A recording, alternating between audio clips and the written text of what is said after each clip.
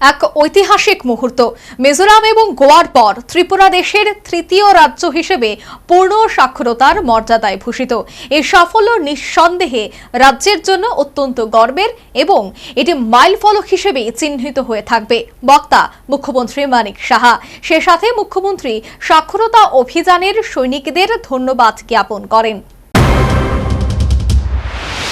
জম্মু কাশ্মীরের ৩৭০ নম্বর ধারা নিয়ে তৎকালীন প্রধানমন্ত্রী নেহেরুর মন্ত্রিসভার সাথে মতবিরোধ দেখা দিলে পদত্যাগ করেন ডক্টর শ্যামাপ্রসাদ মুখার্জি। উল্লেখ্য, ভারতের প্রথম শিল্প ও সরবরাহ মন্ত্রী ছিলেন ডক্টর শ্যামাপ্রসাদ মুখার্জি। তার পদত্যাগের পর কংগ্রেসের সাথেও মতানৈক্য সৃষ্টি হয়। পরবর্তীতে তিনি দক্ষিণপন্থী প্রজা পরিষদ গঠন করেন। এক প্রজাতন্ত্রের মধ্যে আরো একটি প্রজাতন্ত্র থাকতে পারে না। কার্যত কাশ্মীর ইস্যুতে এই নিয়ে আন্দোলন শুরু করলে 1953 সালের 11 মে শ্যামাপ্রসাদ মুখার্জিকে গ্রেফতার করে জেলবন্দি করা হয়।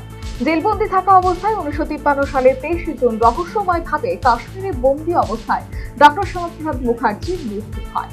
সে ধারায় বিজেপি 23 জুন দিনটি ডক্টর শ্যামাপ্রসাদ মুখার্জির বলিদান দিবস হিসেবে পালন করে আসছে।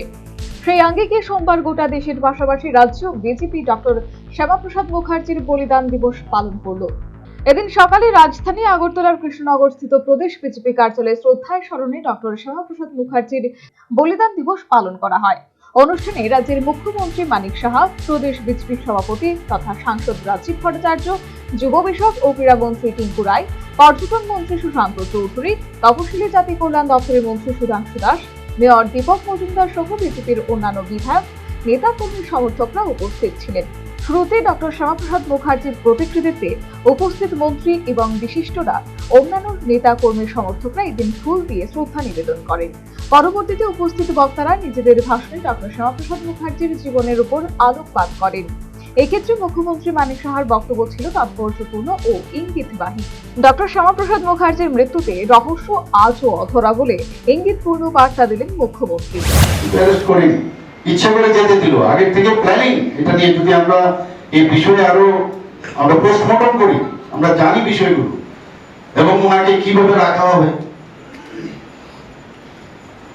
ওনার ডাক্তার বারবার বলেছেন, ফিজিশিয়ান, যে ওনাকে স্ট্রেপ্টোমাইসিন যাতে কোনো অবস্থায় না দেওয়া হয়। স্ট্রেপ্টোমাইসিন ইনজেকশন দেওয়া হয়েছিল ওনাকে এবং আজও কিন্তু অধুরা যে কেন উনি মারা গেছেন, কিভাবে মারা গেলেন। কিন্তু একটা কাজই করেছেন উনি, খুব অল্প বয়সে উনি মারা গেছেন। আমরা সবাই জানি যে ওখানে এই যে আপনার যে পারমিট, সেটা কিন্তু বাতিল হয়ে গেছে ওনার মৃত্যুর পর। বহু কাহিনী আমরা সবাই জানি। একের পর আমরা আজকে প্রতি বছরই আমরা আসি, ওনার জন্মদিনও পালন করি, বলিদান দিবস আমরা পালন করি। কিন্তু এখান থেকে আমাদের কার্যকর্তারা যে ইন্সপাইরেশন, সত্য দাবিয়ে রাখা যায় না, সেই বার্তা দিয়ে ডক্টর শ্যামাপ্রসাদ মুখার্জির রাষ্ট্রবাদী চিন্তা চেতনা তাঁর পারিবারিক উত্তরাধিকার সূত্রে প্রাপ্তি বলে জানালেন মুখ্যমন্ত্রী। করেছে বিভিন্ন রাজ্য যারা পরিচালিত করেছে, তাদেরও ডক্টর শ্যামাপ্রসাদ মুখার্জি সম্পর্কে মানে কোন রকম শব্দ করত।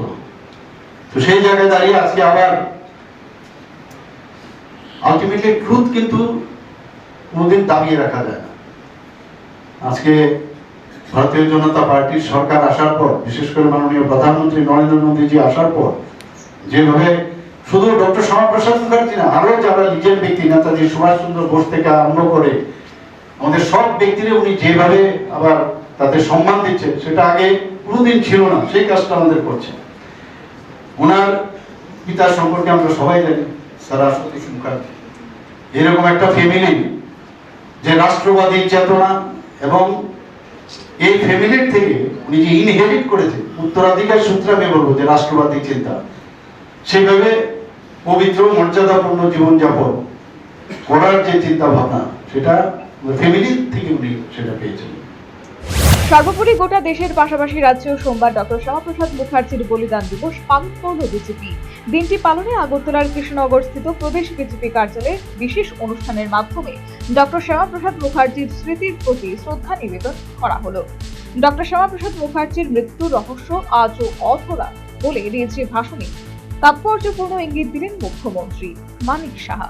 Bureau report, news vanguard.